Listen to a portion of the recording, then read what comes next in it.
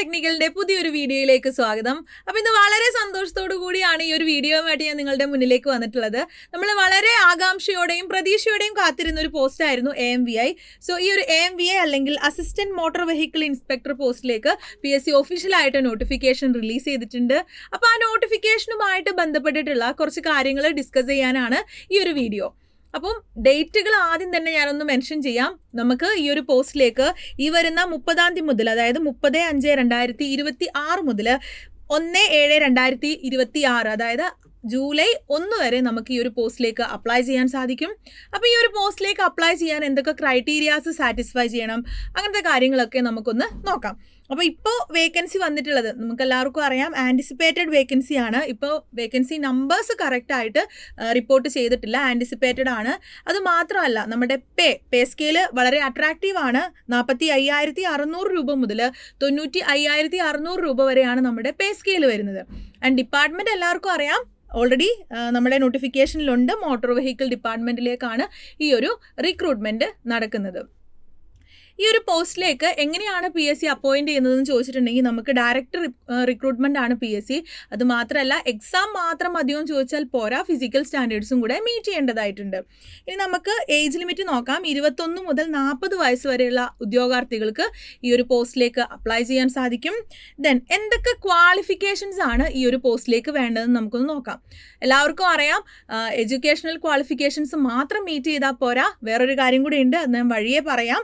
So educational qualification എന്ന് പറഞ്ഞാൽ നിങ്ങൾ SSLC അല്ലെങ്കിൽ അതിന് ഇക്വലൻ്റ് ആയിട്ടുള്ളത് പാസ്സായിരിക്കണം.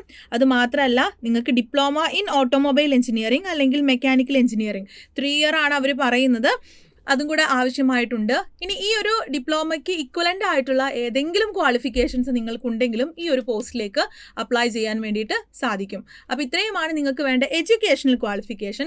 അത് മാത്രം മതിയോ പോരാ, ഞാൻ പറഞ്ഞ ഒരു കാര്യം കൂടിയുണ്ട്. എന്താണ് വേണ്ടതെന്ന് ചോദിച്ചാൽ നമുക്ക് ഹെവി ലൈസൻസ് വേണം.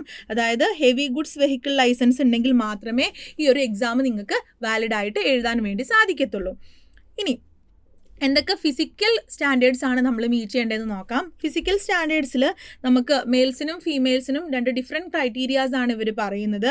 മെയിൽസിന് height 165 centimetres and chest 81 centimetres ആണ് പറയുന്നത്. അത് എക്സ്പാൻഷൻ 5 സെൻറ്റിമീറ്ററും പറയുന്നുണ്ട്. എന്നാൽ ലേഡീസിന് ഹൈറ്റ് 152 സെൻറ്റിമീറ്റേഴ്സ് ആണ്.